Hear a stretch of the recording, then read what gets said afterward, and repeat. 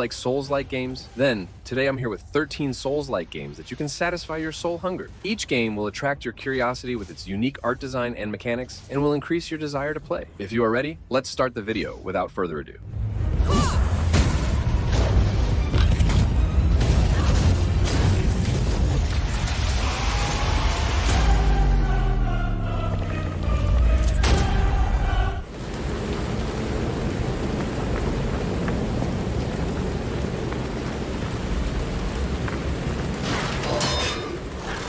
Lies of P definitely lives up to its creepy Pinocchio theme. The world is a nightmarish twist on the classic tale, and the combat is tough, but fair. It borrows heavily from Bloodborne, but the prosthetic arm mechanic adds a welcome layer of strategy. While the story isn't groundbreaking, Lies of P is a fun Souls-like experience for fans of the genre, especially those who dig Bloodborne's vibes. Just be prepared for a challenge.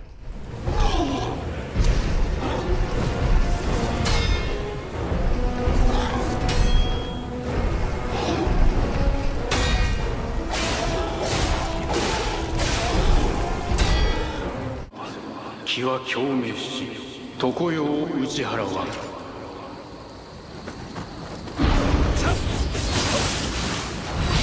2 dials the difficulty way up. Expect to be challenged, but the combat is fantastic. Tons of weapons and abilities make mastering the flow super satisfying. Enemy variety is great too, each demon requiring a different approach. However, the menus can be overwhelming, and level design gets a bit repetitive. If you crave deep, punishing combat, Nioh 2 delivers. Just prepare to die repeatedly. It's a great sequel, but brutally hard and menu heavy.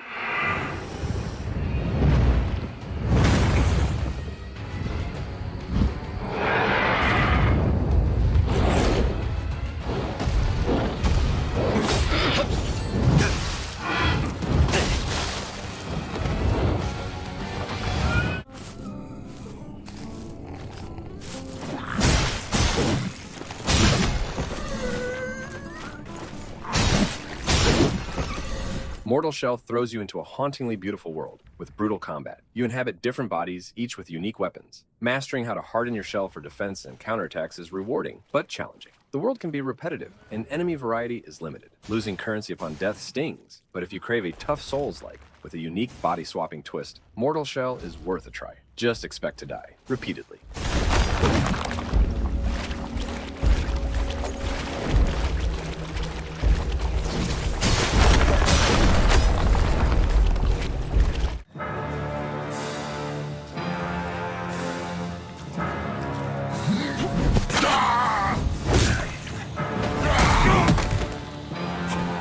Lords of the Fallen grabbed me with its dark world and unique mechanic of shifting between realms. Combat was fun, and I enjoyed exploring, but the fun wore off. Repetitive enemies and areas filled the second half, and some boss fights were a letdown. Technical issues like bugs and performance drops added to the frustration. It's an okay Souls-like with a neat twist, but be prepared for repetition and glitches.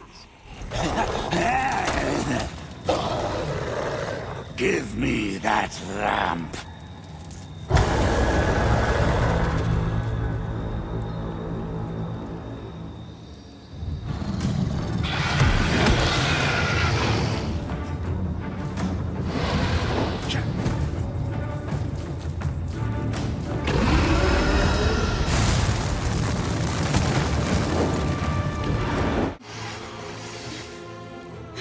You were a good friend.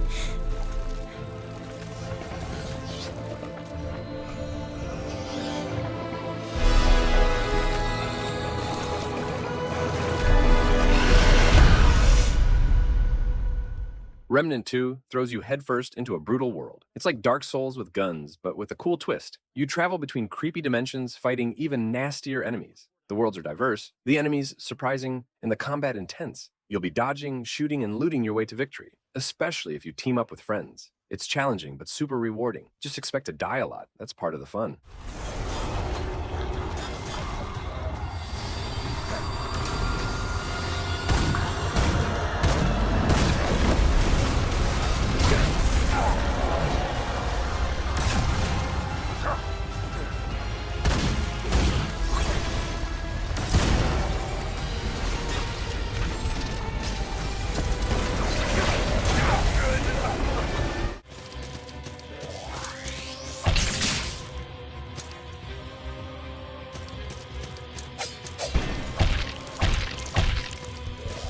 Assault and Sanctuary is a challenging 2D world with a dark, nightmarish atmosphere. The hand-drawn art style is both beautiful and disturbing, and the combat is slow and deliberate. You'll need to learn enemy patterns and dodge strategically, or you'll pay the price. Death comes swiftly, and it can be frustrating to lose your hard-earned currency. But conquering a tough enemy after multiple attempts is incredibly rewarding. In short, it's a fantastic game, but brutally difficult.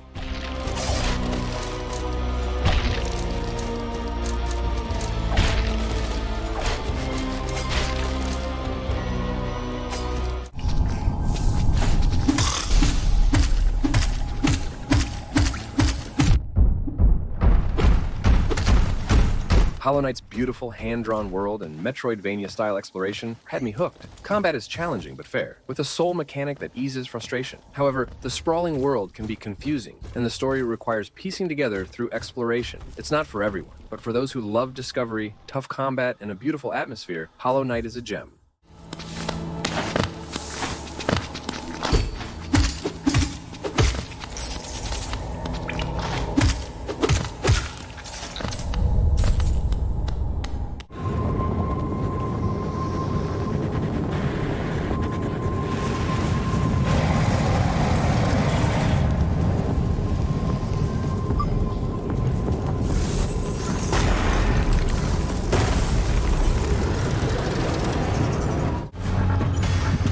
The Surge 2 throws you into a tough-as-nails sci-fi world. Combat is the star, with a neat loot system where you target specific body parts. It's challenging but fair, demanding sharp reflexes and strategic hits. Exploring the sprawling levels is another win, with secrets and enemies tucked around every corner. However, the story is forgettable, more of a guide than a gripping narrative, so if you crave intense combat and a cool world to conquer, The Surge 2 delivers. Just don't expect a deep story.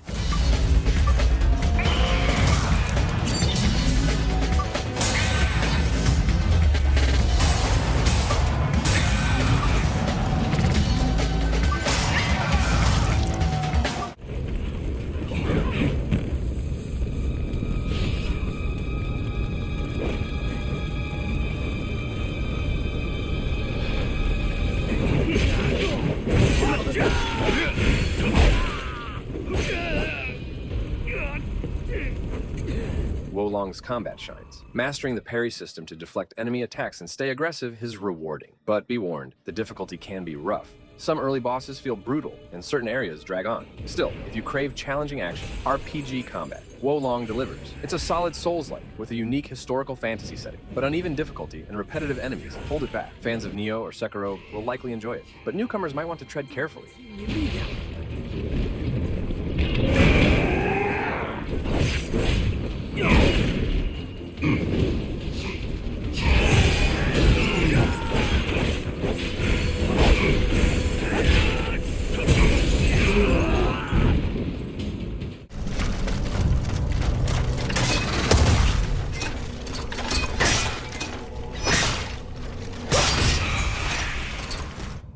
Steelrising's coolest feature is definitely its concept. A clockwork ballerina battling robots in a dark, alternate Paris. The combat clicks too. Dodging, parrying with some weapons, and unleashing special attacks keeps things engaging, especially with different weapon types, like fan blades that turn into shields. While the early areas feel repetitive and the story doesn't quite hit home, it's a solid Souls-like with a unique twist. It's fun for challenge seekers who want a fresh take on the genre, but be ready for some bumps along the road.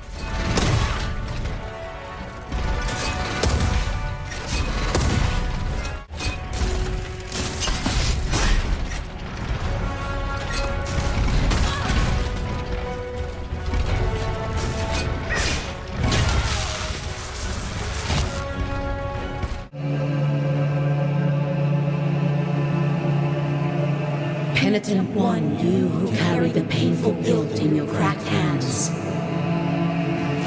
Lend it to us and alleviate our burden. Lend it to us and wipe away our tears. Because it is an act of penitence.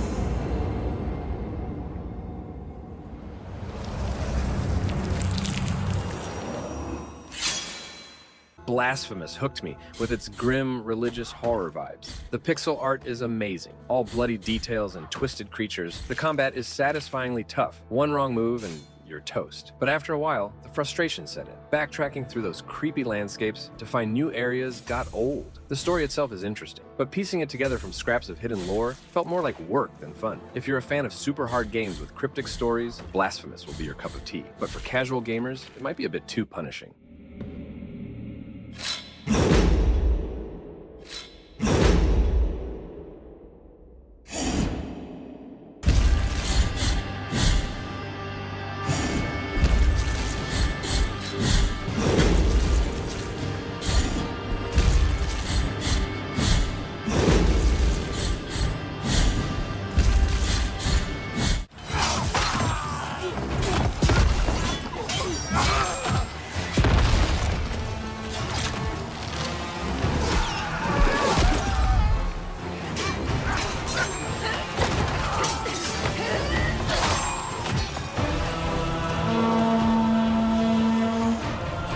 No Rest for the Wicked hooked me with its dark, stormy world and unique combat. Unlike other action RPGs, it's slower and requires precise timing for dodging and parrying. While it takes practice, mastering those blocks feels great. Early access means there are bugs, and the story isn't complete, but the interesting world and potential make it worth a try. Just remember, it's still in development.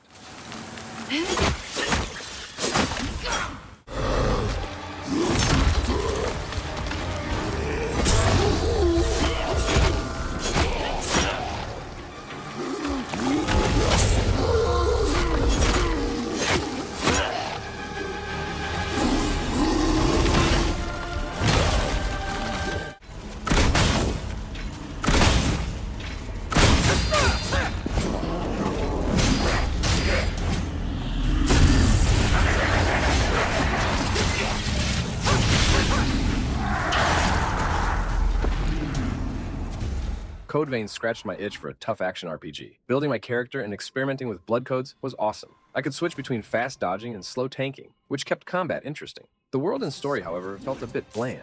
Anime visuals were cool, but the plot was full of cliches, and my AI partner was more of a hindrance than a help. Overall, Code Vein's unique take on Souls-like combat and character building make it worth checking out. But keep in mind the repetitive story and sometimes frustrating companion.